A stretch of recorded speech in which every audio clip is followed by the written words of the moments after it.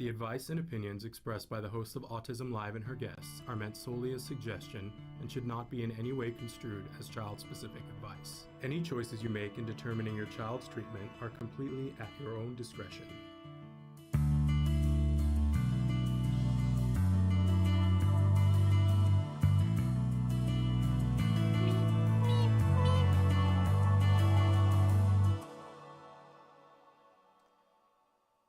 Good morning and welcome to Autism Live. I'm Shannon Penrod. We're coming to you live on this Wednesday, March 15th, 2023 from our studios in Woodland Hills, California. Very excited to be here today. We've got two amazing guests who are going to be with us.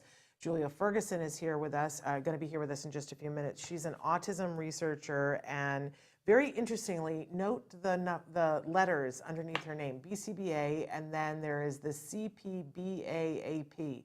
I'm going to ask her to tell us what that means because I had never actually seen that before, and I think it has to do with what we're going to be talking about today. And we're going to go over new jargon today, the term progressive ABA. This is a term that I kind of had heard once or twice, wasn't really sure what it meant, and thought we could get granularly specific with it here. We're going to do something that I think we've only ever done once before, where we're going to have our expert do jargon of the day with me. So that's going to be coming up in about 19 minutes or so with Julia Ferguson. We're really excited to have her join us. She is with the Autism Partnership Foundation, which we talk about a lot here on the show. For those of you who are looking for that RBT training because you're a parent or you want to become an RBT, and we let you know that they have available a free RBT training that you can do at no cost to you. That's the first step along the way to becoming an RBT. Or if you just want to know, sometimes when we talk about how to teach certain things, there's one thing to know what lesson to teach, but then there's quite another thing to know how to teach it. And that training will help you to understand more about autism, but also help you to know how to teach things in a very proper way. But we'll talk about what progressive ABA is with her in just a few minutes. And then later in the hour, we're scheduled to be joined by the fantastic Amy Gravino, who is an autism sexuality advocate. And if you're like, ooh, what does that mean? And also a relationship coach, all these things are absolutely, like, don't you go, ooh, I want to know more about that. Amy's going to be with us talking about her upcoming appearance on our Podcastathon. That she is going to be hosting 2 separate hours for us during the Podcastathon as part of our Stories from the Spectrum. So, and in one of those hours, she has got a really amazing guest that she's going to be interviewing, and we're going to have her tell us all about that coming up towards the end of the hour. Before we get to all of that, I want to start by welcoming you and telling you, if you've never been here before, I'm Shannon Penrod. I'm a pony. I know I don't look like My Little Pony, but, and I keep saying I'm going to get me a ponytail. I don't think so. I can't grow my hair that long anymore. I go crazy. But what I mean when I say pony, P-O-N-I, is I am a parent of a neurodiverse individual. That is how I choose to identify myself, and I choose to identify myself that way with the blessing of the individual who's neurodiverse. And those are his words that he likes to use, so that's why I use those words, out of respect to him. I know that is not everybody's words, and I know that makes some people scratch their heads, but that's his to talk about. But I am very proud parent of a neurodiverse individual. My son was diagnosed with autism at the age of 2.5, at which time he had lost virtually all of his language and was considered nonverbal, and he's amazing. He is absolutely amazing. By the way, he was amazing then. I just didn't, I was so filled with fear that what was life going to be like for him, and I was so desperate for him to be able to learn things that would help him on his path. And I was desperate. I'm just going to admit that. I was absolutely desperate. Hello, Rosemary. So thrilled that you're here. By the way, the chat is open. Like Rosemary just messaged in. Any of you can do that. We're live right now on Facebook, YouTube, Twitter, and about a dozen other sites. Our fabulous Traven will start to show you some of those places that you can go to. I want to remind you that we are live right now, and we love the live interaction. So you can especially interact with us live on, I see that you're interacting with us, Rosemary, on YouTube. You can just write in on YouTube. You don't have to go someplace special, just on YouTube or Facebook or Twitter. You just write in and it shows up here. If you aren't on those platforms and are watching us someplace else live, it's possible right in there, and it may show up here. Some of them have that feature and some of them don't. Many of you, though, watch us later on in podcasts. In fact, the vast majority of you will watch us later on in podcasts. And I know that sometimes you guys write to me and say, I feel left out. I wish I could watch live, but I'm at work, or I'm dropping my child off, or I'm in class when that happens.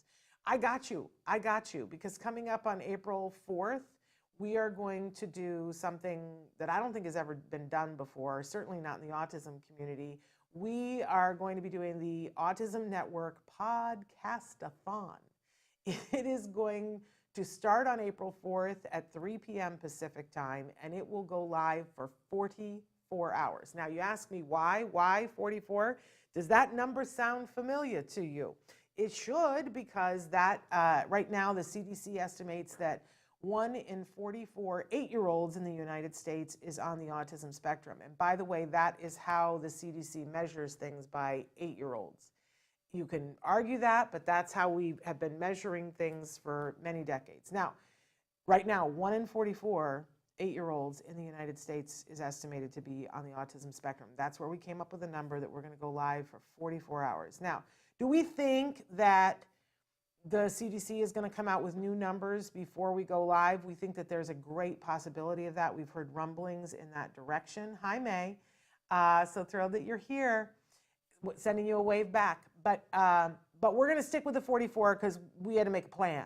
You know what I'm saying? So we have a plan. We have 44 hours planned. Now, we can't do that all by ourselves here at the Autism Network, even though we have a bunch of different shows and we're going to be showcasing our shows. But we also feel that the autism community, any opportunity we can get, we want to come together. We're about elevating people's voices. And if you watch this show, you know, we're about information and inspiration, and that's for the whole autism community, individuals who are on the spectrum, of course, but also the people who love them. So, you know, if we want to walk our talk, we felt that it was really important that we make room for other voices besides those with the Autism Network. So if you go right now to autismnetwork.com, and you will see that there are several different places where you can click on that logo right there, that Autism Network Podcastathon. It's the glowy circle, the neon circle. If you click on that, you'll be given a couple of choices, boxes where you can go. The one you really want to go to is, I assume, is the daily calendar. And when you go there, you will see we're still inputting information from our guests and from ourselves, but you will see at least who's doing every hour. There's still a couple hours that I'm waiting for confirmation from the people that we've asked to do it. So they need to get back to me sooner. I'm going to have to give them to somebody else. But it's a crazy lineup, y'all. It is just, I am so excited because when people say, oh, well, the autism community can't come together, well, I say, pshaw, because the autism community is coming together on these 2 days. And here's the crazy thing, 44 hours, we don't have enough. We don't have enough time for absolutely everybody that I would like to include. So if you're watching and you're like, why wasn't I asked? It's because I've run out of hours. You can still write to me in case somebody that I've asked doesn't want the 3 remaining hours that I'm waiting to hear from them. But just talking about some of the different hours. In the first hour, we're going to do the big kickoff. During that hour, we have Joe Mantegna, Holly Robinson Pete, and Kobe Bird. Amazing, amazing actors, 2 that are parents, 1 who identifies as being on the spectrum himself. So that's going to be amazing. And Dr. Grant Pichet and I will be here with them during that hour. We're going to set things off. We're going to have some giveaways. You're not going to want to miss it because there's some amazing stuff that we have in our arsenal for you, and maybe some surprise guests as well. But that's who's already scheduled and confirmed and going to be here live in the studio. All right, moving on to the second hour. And I'm not going to go through all the 44 hours because I'm not going to remember all the 44 hours. But in the second hour, Ask Dr. Doreen, answering your questions. By the way, all of this is free to anybody who has the internet. Do I wish that I could get it to people who don't have the internet? Yes. But I'm counting that those of you who have the internet will spread it to people who don't have the internet. That's all I can do, right? But So Dr. Doreen will answer questions in the second hour. In the third hour, Dr. Doreen's going to do the definitive anxiety talk, anxiety with autism. She's going to give you some helpful information to help you, whether it's you that's having the anxiety or someone you love that's having the anxiety. Then in the fourth hour, Autism Live will be taking over, and our first guest is Stephen Shore. Dr. Stephen Shore, amazing. He is the person credited with saying when you've met one person with autism, you have met one person with autism. Right? How much do we love him? He is plain spoken, says it like it is, pretty, fabulous. A professor at Adelphi University who's been making a difference for speaking out for individuals on the spectrum for a very long time. And we adore him, and we're so thrilled that he's going to be able to join us during that hour. In the fifth hour, we are welcoming Dr. Temple Grandin. It is the day that her new book comes out that's titled Autism in Education as I See It. It is a book that is meant for parents, teachers, and individuals on the spectrum themselves. It's filled with really amazing tips and Temple has such a clear voice in this community to talk about things that she sees. She's a problem solver. The first time I ever met her, interviewed her, and it was so exciting, and I thought my mind was going to just explode all over the room. Good morning, Poker King. So thrilled that you're here. Hope you're going to like our guests today. But after I talked to Temple we did the interview and they turned off the cameras and they were packing them up, then I really got to meet Temple, because everybody's on her best behavior. I'm on my best behavior during the interview. And one of the first things she asked me was, talk to me about, are you married and what's your relationship with your husband like? And do you get out much alone without your son? And I was like, what? And she's like, do you have date night ever? And I said, no. No, that's not a part of our lives. How would that be a part of our lives? I think I told you I have a child, a very young child on the autism spectrum. And she said, this is what I'm hearing a lot, that parents are saying that they don't have any time to themselves. And when they do take time to be with themselves and get somebody to be with their kid that they can trust with their kid, all they do is talk about the child's programs and their progress and what's next and all their fears and all of that. And she said, all of which is important, but not when this is your time as a couple. And so she was giving me all this advice about things that she had heard people do so that they could go on date night with their significant other. And at one point I went, I just must have made a funny face. And Temple, who is very oriented to that, and because she's a teacher and she notices whether people are listening, how they're reacting, she's very in tune with that. She said, what's happening right now? I don't understand the face that you're making. And I said, I guess I'm freaking out because I'm getting marriage advice from Temple Grandin. And she said, oh, I'm a problem solver. This is what I do. I solve problems. I don't have to be a cow to solve the problem. I can just put myself in the position of the cow and see what the cow sees. And I have the ability to visually see it in a way that a lot of other people can't. But if I'm met with a problem and if I can see it from people's points of views, then I can help to come up with a solution. At which point she talked about the Fukushima nuclear plant and how if she had been asked to design it, that she would have known that it was going to flood and have a meltdown, because she said, I can see things from the top and I can see things from the side. I see things like an engineer. But she was seeing my marriage that way too. So I just love this. And I love that Temple has taken that energy and put it to education. So we're going to have her on the day that her book comes out. She's going to be answering your questions live, whether they're about education or about anything else under the sun. Now, after that, we have a bunch of takeovers after Temple Grandin. So the first takeover will be Dr. Kerry Magro will be hosting our Stories from the Spectrum. So he will have, if you don't know Kerry Magro, ooh, boy, are you in for a treat with him. He is an international speaker and who speaks out on bullying and really is pro the individual in the school setting being safe and being who you are, right? So Carrie is an amazing speaker as far as that. Carrie was, I believe, I want to say that he was diagnosed at 3 and has his PhD now in social communications. I mean, come on, folks. This is like the good stuff, right? And then now is when I get a little dicey about the schedule. I can tell you who's there, but I can't tell you which hour they're going to be.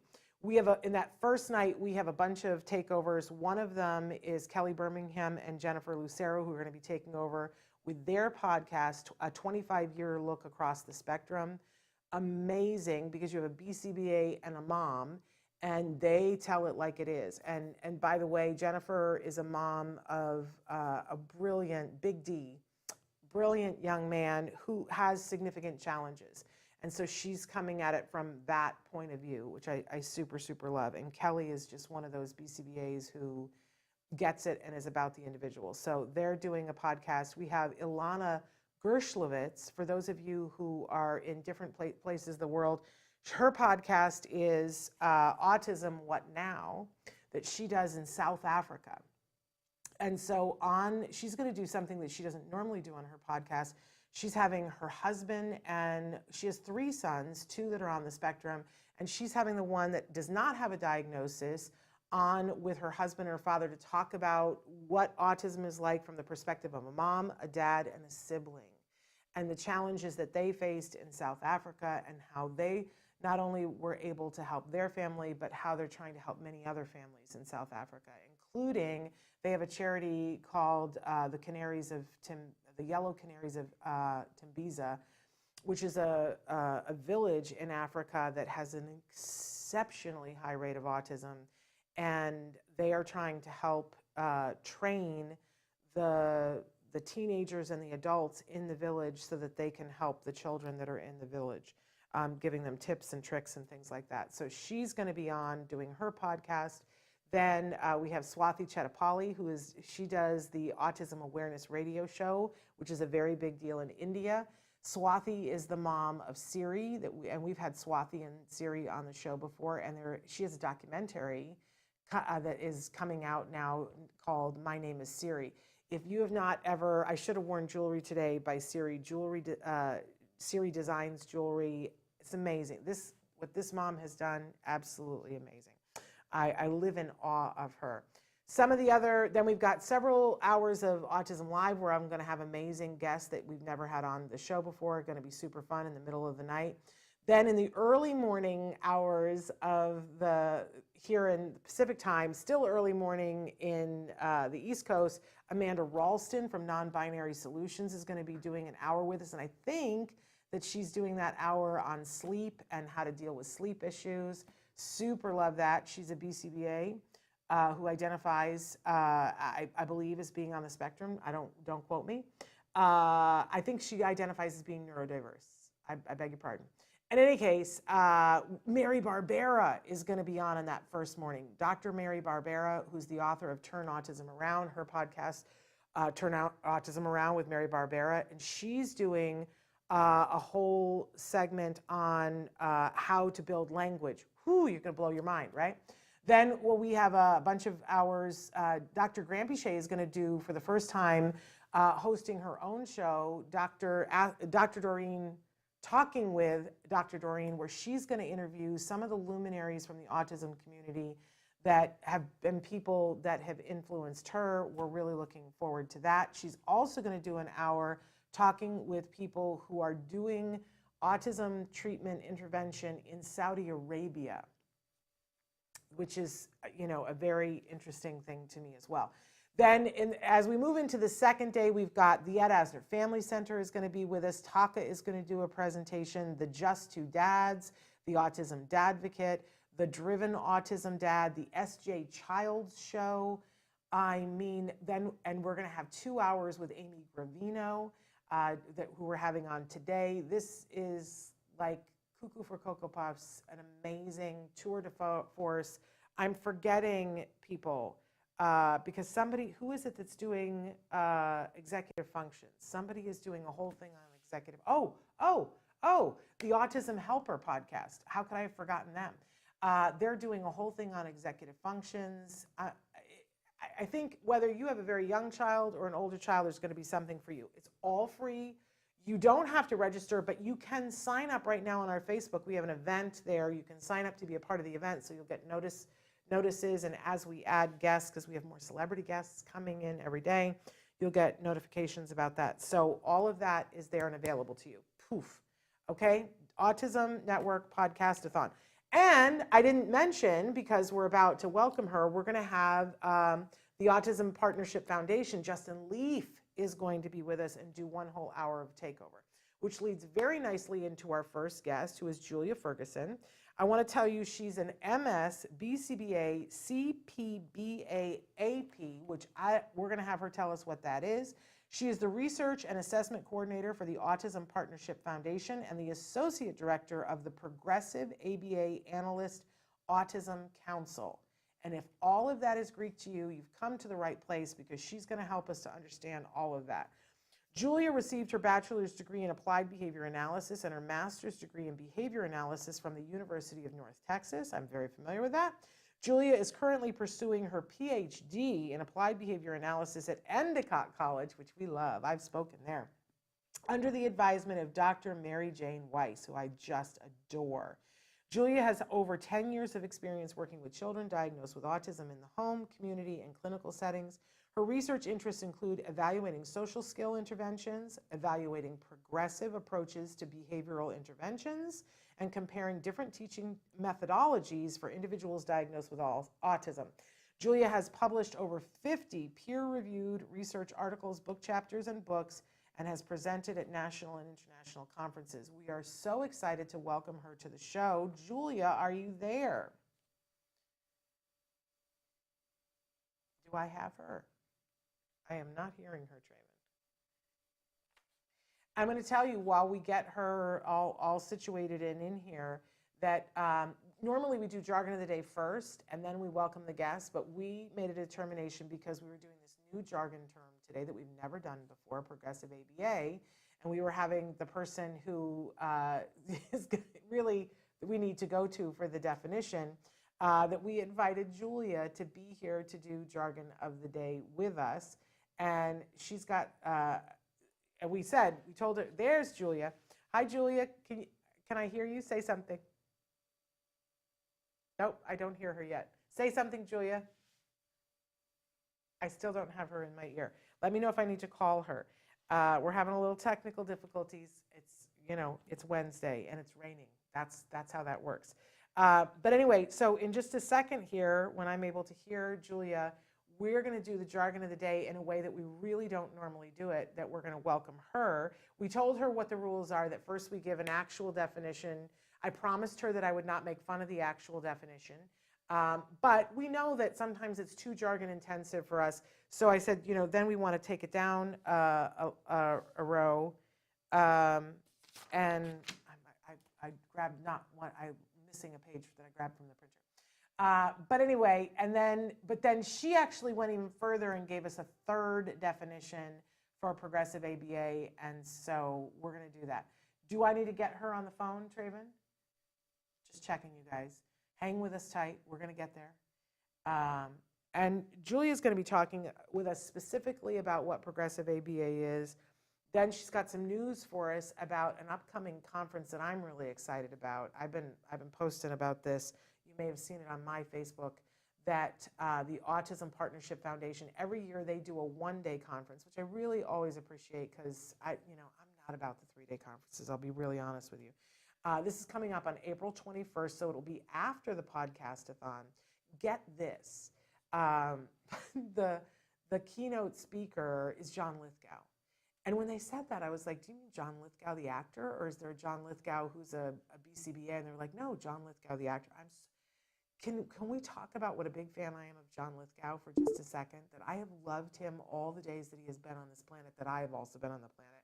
And I have just absolutely adored him in so many different things. You guys probably know him from playing Churchill in The Crown. But the first time that I remember going, who is that actor? I just want to love on him, was when he played a football player who was transitioning to a woman in the movie The World According to Garp with Robin Williams. I had read the book, The World According to Garp, and you know if you read a book and then you go to watch the movie, it can never be what it was in the book, except this movie. Can you hear me? Oh, I can hear her now. Yay. Yay! I was just about to call you. Okay. So Julia, let's everybody re-welcome Julia. Hello. From the Autism Partnership Foundation. And hopefully we'll be able to see, there you are. We can see you and hear you now. It's remarkable how technology works. Fantastic. Okay. Thank you so much for having me. Oh, are you kidding me? It's so wonderful. And Julia, I'm going to say this and then everybody can criticize me for it, but I have dresses that are, I'm sure, are older than you. And here you are, an expert in all of these things. I'm a little overwhelmed and wowed because what's great is you're so young, you're going to be around for a while. Well, I feel the same about you. You have been one of my all-time favorite presentations from the Autism Conference back in Miami. It was lovely seeing you again this year on the parent panel. And I'm so excited to have you at our conference in just next month on the parent panel as well. So, and I'm so impressed by everything you listed earlier. My goodness, you are busy. Yeah, well, we are busy, but we're so glad to be doing things with you. And I said this to Justin Leaf, I feel a little ridiculous being on your poster for this conference because, first of all, it's John Lithgow. How much do I love him? But then you have autism expert after autism expert after autism. And I feel like one of these things doesn't belong, and it's me. But I'm okay. I'm coming. I want to play in the sandbox, right? But completely disagree, but it's an incredible day. You guys have an incredible lineup. We're going to go over that in just a second. But Julia, right now, I want to invite you to do Jargon of the Day with me. Sounds great. Okay. And you're also welcome to make fun of the definition. Don't hold back. Oh, all right. There's not that much to make fun of. There really isn't. It's just, and the only reason why I make fun of it is because when the terms are so not accessible for those of us who don't already have the degree in it. You know what I'm saying? Sure. But yours isn't that bad. So first, for people who don't know, when we do Jargon of the Day, first we give you the actual definition. Sometimes I make fun of it. Then we give you a working definition, and usually we give you like a real life example. So right now, let's go. So our term today is progressive ABA.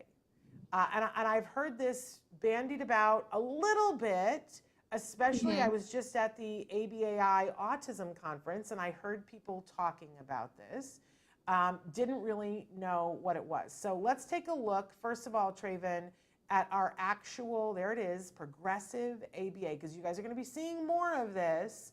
Let's take a look at what our actual definition is. Would you like to read that for us, Julia? Sure, I would love to. Okay. So, progressive ABA is a progressive approach to applied behavior analysis, and it's one that is characterized by structured flexibility in that the behavior analyst has a systematic plan, but also has the flexibility to alter their plan based on in-the-moment assessment of the context and the learner with whom they're working. And as a result, the main source of stimulus control for the behavior analyst's behavior is the learner's behavior and the context as opposed to a protocol. Okay. Now, you know, it's a little wordy. I'm not going to make too much fun here. It's a little wordy. I think, because I think we can say this in a more concise way. But it's not horrible. It's not filled. I applaud you in that it's not filled with a whole bunch of jargon that I don't know what it is. So I'll take it. That's good. This is a pretty good definition. But let's move on now to our first working definition. And let's put that up on the screen, Traven, and I'm going to have you read this, Julia. Okay, so a little easier working definition, less kind of long, is an approach that is focused on being responsive to the child's behavior and the environment so that the interventionist has the flexibility to make changes on a moment-by-moment basis. Which is a pretty good definition. And, you know, I like that. But I love that one of the things that I said to you was, you know, we try to put it on a level where if mom and dad don't even know what ABA is, like, you know, forget saying progressive ABA, I don't know what ABA is. And so you gave us a third definition. Do we have that one, Traven? Can you put that up for us? The third one? And Julia, I know you've got it there. Why don't you go ahead and read it? I do. Yeah, so ultimately, it's just a way of teaching that is responsive to the learner and is constantly changing. So the way you're teaching is constantly changing based on how the learner is progressing, what they're learning, in order to make it to ensure that they're making the most progress possible. Okay. And so help me, because part of what I read into this is that this is individual specific. Mhm.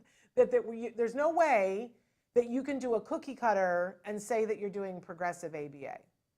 That's absolutely correct. So I think for an example, I think commonly in the field of applied behavior analysis, we're moving, or what I see often is that a lot of times interventionists, RBT level interventionists are given just a protocol, and sometimes that protocol doesn't deviate from child to child, and it's kind of the same way you would implement the program across everybody.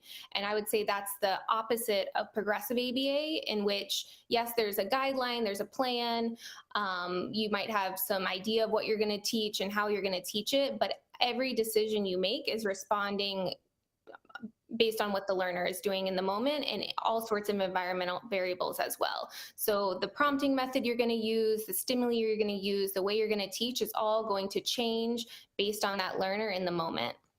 Yeah.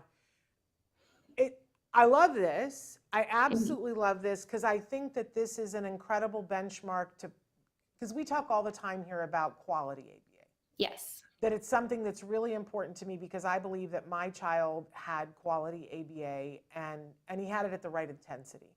And I Mhm. find that I try to preach here and say, that it's important that you get good quality ABA, but that it's also important that you get it in the right intensity. And Yes. over the years, and we've been doing this for 12 years, and over the years, people have written in, whether they be the actual individual themselves that received ABA that wasn't quality ABA, that wasn't progressive ABA, and they'll say ABA is bad, and they have horror stories. Yeah. And I'm constantly wanting to say to those people, I hear what you're saying, and I'm very sorry that that happened to you, but I'm trying to be on the side of making sure that that doesn't happen to somebody else. But let's not throw the whole baby out with the bathwater. Let's, the principles of ABA are really good when applied in the right way. And I feel like this is an important litmus test, that if you are not doing this, then you aren't doing quality ABA. Yeah, I couldn't agree more. And I think we use the term quality ABA a lot. Good teaching, ultimately, that would probably be the easiest definition. It's just ultimately good teaching. And this isn't anything new. And I think what your son received, your child received, it was probably progressive ABA in the way we would talk about it. But over time, we have seen a shift kind of away from an interventionist using their clinical judgment, using their analysis skills to change the intervention and individualize it to each learner. And we've kind of seen that shift over time. And I think it's time for the field to move back, in a way, move back to really individualizing each learner, having really highly skilled and well-trained interventionists instead of just 40 hours before they start working with a child. I think it's time to kind of go back in a way, and also keep progressing as our science, evolves, but really go back to good teaching, quality teaching, and being responsive to the learner. And I say amen to that. And I am so grateful to the Autism Partnership Foundation, because you not only have identified this issue and said, here is this thing that you should be doing, and if you're not, we're not aligned with this, but you also, Autism Partnership Foundation has made the training available and free. Nobody else Yeah. has done that. No one else we has done have that. a free 40-hour RBT training in which we go above the task list, we say. So it is actually probably a little longer than 40 hours as well, but we cover content above the task list, but we'll say throughout that this 40 hours of didactic training is not enough for you to know everything you need to know to work with a child diagnosed with autism. you're not going to be a good teacher when you're done with this training, but it is offered for free so people can receive their RBT certification. We also have a 10-hour or 8-hour supervision training for once people receive their BCBA and need to get their supervision CEUs. We have that one for free on our website as well. So we do offer quite a bit of free trainings. And this leads me to, as I was saying your name and saying all the letters after your name, you have MS, BCBA, and then you have CPBA-AP. So Yes. I'm going to guess what that is, but I don't want to guess. I want you to tell us what that means and how you got that. Sure. So that last one is the Certified Progressive Behavior Analyst Autism Professional. And that is a new certification that was created by the Progressive Behavior Analysis Autism Council. And that is the first one they created, and it's specific to progressive ABA, and it's specific to working with individuals with autism. Right now, currently in the field, BCBA is the most common acronym you'll see, and that certification is not specific to working with children or individuals with a diagnosis of autism, and we know that that's a large part of behavior analysis, but you actually need to know nothing or have no background in autism to receive a BCBA. With this certification, it is specific to progressive ABA and covers content related to a diagnosis of autism, so you need that background as well. And it's also specific to professionals in the field that are looking to disseminate progressive behavior analysis and are educators and have quite a bit of experience as well. So you need at least 10,000 hours of experience to even sit to become a CPBA-AP. But that's just the first certification. We are in the process of creating 2 more, which is the Autism Supervisor and the Autism Interventionist. And what makes those really unique is that not only do you need to pass a written test or multiple choice test, an exam, but you also will have to do a performance-based component. So you will need to show that you can actually supervise individuals and you can train them. And if you're at the interventionist level, you will need to also demonstrate that you can implement a progressive approach to ABA. So we're really excited about those 2 components of our certifications. And where would people need to go to find out more and potentially sign up to get these certifications? Yeah, the website is progressivebehavioranalyst.org or pbaac.org. And you can also go to the Autism Partnership Foundation website. Either one will kind of send you that way as well. Okay, because it's so hard to explain to people when they're new to ABA that you know, you got to have a BCBA. Your insurance isn't going to pay for any treatment that's done if it's not being supervised by a BCBA, but all BCBAs are not equal and even. Excuse me. And it used to be that you could go and you could look them up on, on the BACB website, right? And just to make sure that they were certified. But then we saw, when insurance came online, we saw that a lot of people who were BCBAs in other fields, nothing wrong with them being BCBAs in other fields, right? But then they switched and came over to be BCBAs in autism without any experience working with an individual with autism. Right. And one of the things that we were telling people is it is acceptable to ask your BCBA, what is your experience with autism? What is your experience working with children like my child who is experiencing pica, or my child who has sleep issues or whatever? It's okay to ask that. It's sort of like when if you're taking your Maserati into, you know, you're going to ask the mechanic, do you have experience working with, we would do that with our car, wouldn't we certainly do that with our child? Do you have experience working with this? So I always love it when there's a shortcut, and when you see somebody has those initials after their name, then you have an understanding that not only are they a BCBA, but they have taken the time to be certified in child-specific, individualized ABA, and that they know about, not just about ABA, but about how ABA is used for autism. Am I on the right track here? That's absolutely correct. And then just to even go a little bit above that, often in the field in receiving your BCBA, it's just that exam. So all you have to know is really knowledge to get your certification, which is great. So we still have that exam, that knowledge piece, but not only can I have that knowledge base, but I can also implement, I can do.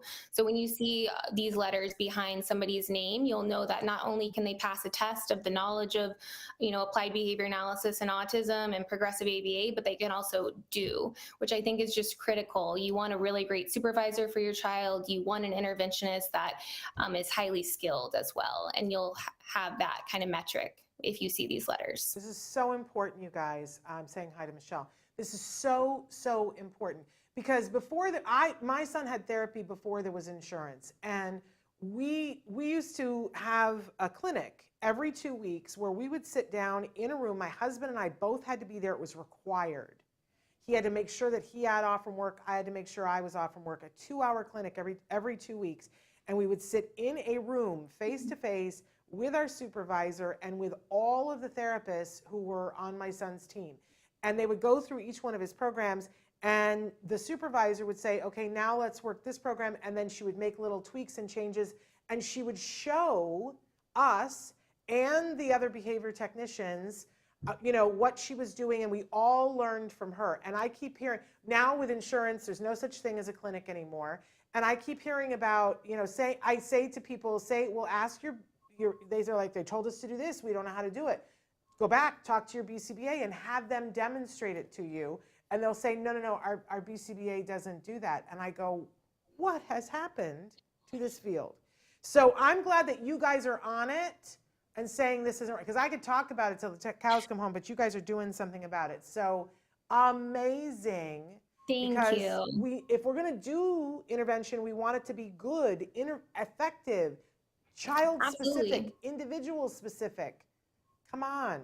100%. Otherwise, it can end up being a waste of time otherwise. If it's not quality, and if a child's not making progress and actually learning very quickly in a fun and exciting and compassionate way, and, making that accelerated progress, then you're just wasting time, in my opinion. Absolutely. And I want to say it's up to us too as parents to be watchdogs for what's happening. I had really good quality ABA, but every once in a while somebody would come in who was going to phone it in, which is what I think you're doing if you're not doing progressive ABA, by the way. But I remember I always tell this story, there was a very specific lesson that they were teaching my son. They asked us, we're going to teach him boy and girl, and then we're going to move on to adult. Do you want us to do woman or lady and man? And I said, I would like for you to do lady first and then woman. This is how interactive my ABA was. So they came in, they taught boy and girl. He mastered it like in one session. Of course, it was more than one session for him to master it. But anyway, he had gotten it, and they had decided to move on to the lady and man. But a therapist came in who this is back in the day when we had a book, not an iPad, didn't really read the notes from the last therapist because they're phoning it in, right? And he sat down to do a lesson with my son, and I always had a baby monitor in the other room and heard everything and saw everything. And he said, went through a couple of lessons, and then he said, is dad a boy or a girl? And my son said, dad is a man. And the behavior technician said, nope, try again. Oh, no. And I yelled, that's when somebody is not following, you're following a piece of paper and not what's happening. And I yelled from the other room, and I said, no, dad's a man. Don't tell him he's wrong when he's right. Don't you do that. and I got in a little bit of trouble for interrupting the session. Back to the jargon of the day. That's like an excellent example of not progressive ABA. And then progressive ABA would be using your judgment to accept that answer in the moment. Yeah. But I'm saying, parents have to be watchful and mindful. And yes, because they have to be, sometimes your kid jumps 3 lessons ahead. Go with them. Yes. Okay. So you guys have this amazing conference coming up on the 21st. I think we have a poster to show and put on the screen. I was talking about John Lithgow before, but I need you to talk about, there's some amazing experts that are going to be there. And I'm on the parent panel. And I'm wowed about being on the parent panel. So, it's a wonderful parent panel.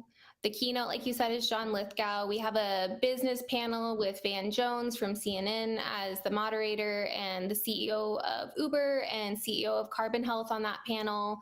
We have an autistic perspectives panel, which we're very excited about.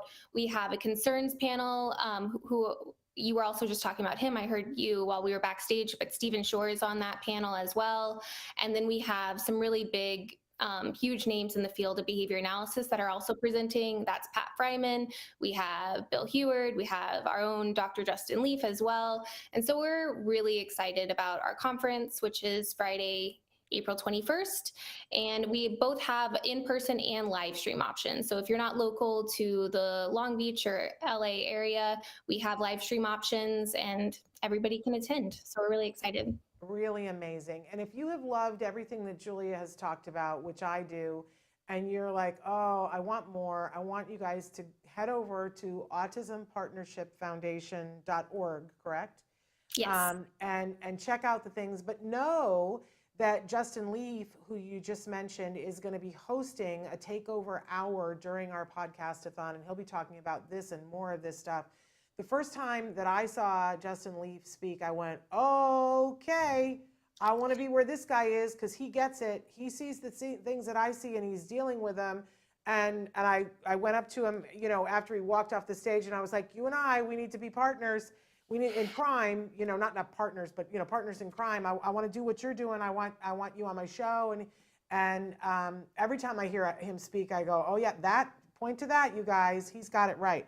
So love that he's going to be a part of our podcastathon, and love that he is amassing this group of professionals like you, Julia, who are getting it right. And not only that, disseminating it, because even though you're young and you're going to live a long time and you're going to help a lot of people, the people that you disseminate it to are going to help that many more people. So it's brilliant. I love what you guys are doing. Thank you so much. All right. Well, we thank you for being with us, and we look forward to having Justin on in just under 3 weeks for the podcastathon. 3 weeks. Thank you so much for having me. It's been lovely to be here. I'm glad that it all worked out and that we got your sound. You have a wonderful, wonderful week. Bye-bye. Bye. Okay, you guys, I hated to rush her off, but we have this other guest who's joining us right now. We still have Julia, but we're going to bring Amy Gravino in. Amy Gravino, who is an amazing young woman. And of course, I do not have her bio directly in front of me, but I consider Amy to be a friend. And she is an autism sexuality expert. Is that the, I don't even have that in front of me. Amy's going to have to tell me, because I referred to her the other day as a sexpert, and that might be wrong. But she's also a relationship coach, and she's an international speaker. She's one of the funniest people on the planet when she speaks, because she tells it like it is, says what autism sexuality advocate. Those are the words that I need to have emblazoned upon my brain. So that's what it is. Let me not get it wrong. But she's a remarkable young woman in her own right, and just a brilliant speaker. If you're looking for a speaker boy, Amy Gravino gets it exactly right. Do we have her? Can we welcome her in? Let's bring her on in so she can talk to us. She's going to be hosting 2 of the different hours of Stories from the Spectrum for us. There she is. Amy, you look beautiful. Hi, Shannon. Thank you so much. Just a brief mention, I'm also on that Progressive Behavior Analysis Autism Council. And you know what? Julia. Thank you for bringing that up, because I saw a post that you did last week where, you know, like me, I go, oh, what am I doing here? And you did kind of a post about that where you were like, I'm not really sure why I'm here, but it was a great post, Amy, about why you should be there, why your voice matters, why you should be there. Where would people read that post? Where do they need to go to follow you? Well, that's on my private Facebook, which I generally try to keep to close friends and family. Okay. But I could probably make it public somewhere. I have a Facebook fan page that I never update because I don't know what to do with it. But I'm on Twitter. I'm on Instagram. I sent you all those links. Yes. I'll put it. You know what? I'll put it on my LinkedIn. People can probably check it out. That's probably the best place. Okay. Well, I really appreciate you being with us today, because I know you had another appointment that you were rushing to get here from that, but you look great and your background is amazing. And we wanted you to come on and talk briefly about, because you're going to be hosting 2 hours for us during the podcastathon, and tell us a little bit about because you had talked to me about you got a little bit of a different focus for each one of those hours. What are you going to be talking about, Amy? Yes, so I'm still sort of forming what exactly the first hour is going to consist of. I'm leaning toward, sharing a little bit of my story, what led me to where I am now with the work that I'm doing with being a relationship coach in the Rutgers Center for Adult Autism Services in New Jersey, and just talking about, I don't know, some maybe some ideas I have like for the future of maybe the field of ABA even. I could certainly talk about that. That's something I have a lot to say about. And how it can better address sexuality, which is the area of my particular interest and passion. And that I might, do towards the end, because that will then lead us in and set us up to the second day, the second hour, which is going to be, I'm very happy to say, confirmed, an interview with Dr. Peter Gerhardt, who is a dear friend of mine and a wonderful human being. And we're going to talk about all things autism and sexuality. If you know either Peter or myself, we have no filter that we're aware of. So it's going to be a very candid discussion. And we're just going to, I think, just talk about why this is such a neglected area in the field, why it needs to be addressed, what are some of the obstacles that people on the spectrum can face in trying to embrace their sexuality and engage in relationships. And again, ending on that hopeful future note of what do we hope the future holds to improve the situation for individuals on the spectrum. So that roughly is what I am hoping to talk about in April. I'm so excited about it, Amy, about both hours that you're going to be hosting and about the conversation. Every time that I have heard you speak, it's almost like flash bulbs. People talk about, oh, somebody said something and a light bulb went off. For me, when you speak, it's like flash. It's like paparazzi, because so many light bulbs go off in my brain. You said something that I keep quoting at when I was at the ABAI autism conference, and you were on a panel, and you said something that I keep quoting, because the question that was asked you was, we all want to know in this audience, how can we be better allies to individuals on the spectrum? Do you remember how you replied? I did. I said that individuals on the spectrum, we don't need allies, we need accomplices. And what I essentially meant by that is, an ally is someone who waves the flag, hey, I support you. But an accomplice is someone who wakes up in the jail cell next to you and says, boy, what a night that was. And so that's what we as people on the spectrum need, is accomplices, people who are willing to take action, to not just use words. I mean, words are very important. Words obviously can change minds and hearts, but action is the next step. And it's about, helping people on the spectrum fulfill our potentials, helping us achieve our goals by, actively facilitating, whatever is needed to achieve those goals. So that's what I mean by accomplices, and being willing to invest as well. I've been quoting that because I have always said, I want to be a good ally. And now I'm like, okay, how do I be an accomplice? I want to dig in and be an accomplice. I want to be Amy's accomplice. I want to be my son's accomplice, right? So I love that. I love your perspective that you bring, and you're always so funny, Amy. You had that whole room in tears. You had them laughing so hard. I just enjoy your fresh point of view, and I'm so glad that you don't bring a filter. It's so refreshing. But just for today, just to give everybody just a little amuse-bouche, I am fascinated in the wrong way by the fact that parents often assume my child is on the autism spectrum. That means that they're never going to date, which means that they are not a sexual being. And I don't understand where that thinking comes from, and that there's this hump that we have to overcome with people because that's completely wrong, correct? It is very wrong, yes. And now obviously there are some people on the spectrum who are not interested in dating or in having sex, and that is absolutely valid and fine. Again, I have sometimes seen the kind of the converse, which is, what, you don't want to have sex, you don't want to date, what's wrong with you? We can't win.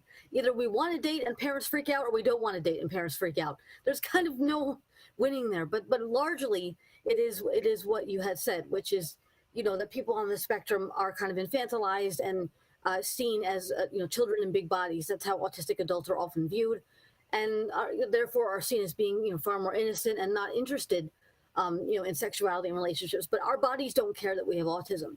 We are going to go through puberty just like everyone else. And we're going to have those desires and those needs and those emotions. And we need the tools to navigate them successfully, or we're going to run into a lot of trouble. Yeah. Well, and even if somebody, I mean, I know a lot of people who, people who aren't on the spectrum, who've been through dating and go, that's it. I'm done with dating. I don't want to date anymore. I'm not interested in the dating thing. I'm not even interested in a relationship, maybe for right Sure. now. We would never assume that that person is not a sexual being, that they didn't have sexual thoughts and feelings. Even if they said, I don't want to date, dating is scary, I don't want to be in a relationship. So I guess that's where I don't, and I see parents who say, oh, no, they're not interested in that. And that always worries me for them, that Maslow's hierarchy of needs, right? Mm-hmm. Well, I think it's hard for parents to see their children as sexual beings, period, regardless of disability or not. Yeah. That's just, that's a function of being a parent. But when you add autism into the equation, I think it makes it even more difficult. And parents are also very afraid. There's a lot of fear, I think, that parents have in this area. And that fear is legitimate. It's certainly real, and I will never dismiss the fear that parents have. But what I like to say is that your fear is not our responsibility. It's not a fair thing to make your fear as a parent the responsibility of people on the spectrum when we are just trying to exist and survive and thrive in a world that's not built for people like us. So fear can't be the thing that runs your ideas in this area. There's lots of other factors, obviously, people from different religious backgrounds, upbringings. There's so many taboos that exist around sexuality just culturally for a lot of people.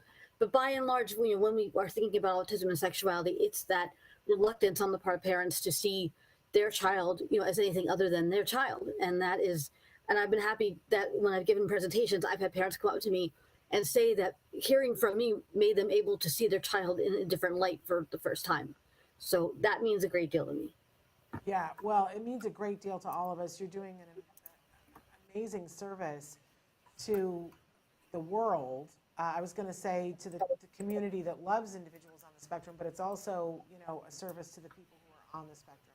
So I'm super excited, Amy, that you're going to do these 2 hours for us. They're pretty early morning hours. I want to encourage everybody to go. The calendar is up. We're still inputting more and more information into the calendar. You'll see that if you go to autismnetwork.com, click on the podcast, either click on the picture of the neon circle or click on the podcastathon in the three dots, the three dashes if you're on your phone, or the box if you're on your website. Then click on the calendar. When you go to the calendar, you can see the whole thing. You can just scroll through the whole thing. But if you want to know more about any of the different hours, we are populating. Eventually there'll be more info. There is some on some of them. Click more info and you'll find more. And we'll in Amy's hours, I'm going to do it this afternoon, we'll put in all of her links that she sent to me yesterday so that you can find her. And then we'll put in information about, you're totally confirmed I can put the information about Dr. Gerhardt? Yes, I just confirmed with him today. Yes, Wonderful. He's putting it in his calendar. Okay, so I will put it on our calendar as well. It's a big deal. We've never had him on the show before and always wanted to. So thank you for that. He loves me, so he just does what I tell him to do. Well, that's pretty amazing. We love you too. I'll do what you tell me to do too, Amy. Joannie has written in and said, I want the same thing for my 10-year-old son with ASD that I want for my neurotypical children, to be happy and healthy, to be loved and supported, to be good citizens. ASD shouldn't change that. Thank you, Joannie. Absolutely. And she does say, I do think he may need more support, so I need to know how to do that. Yes, and I appreciate you. I hope, Joannie, that you get a little bit of that every day and that every hour of the podcastathon that you will, but especially on these kinds of matters. I'm so glad that Amy's going to be driving the bus for us, which is wonderful. All right, we are officially out of time, but thank you so much for coming and being with us today, Amy, and we are so looking forward to your takeovers during the podcastathon. Thank you. It's my pleasure, Shannon. Thanks for having me on. You take care. Okay, you too. Bye-bye. So you guys, tomorrow is Stories from the Spectrum, and then I think we're doing a rerun on Friday because we've postponed Let's Talk All the Things till next week with Rachel, and which is always a fun thing, man. I enjoy it when she comes in and we get to do that show. But then we're going to be back on Monday with a really fun parent to parent. And we've got some great news and things coming up, more about the Podcastathon, but we're going to be covering some ground between now and then. So I hope that you guys will tune in, check out. I also want to say that we have sponsorship opportunities for the Podcastathon. If anybody knows anybody who would like to have their product featured or their business featured, there are boxes for that on the Podcastathon as well. We appreciate you guys for being here. I want to say thank you to Julia Ferguson and to Amy Gravino, and hope that you guys got something out of today. We will be back live on Monday. Until then, give your kiddos a hug from me and one for you too. Bye-bye for now.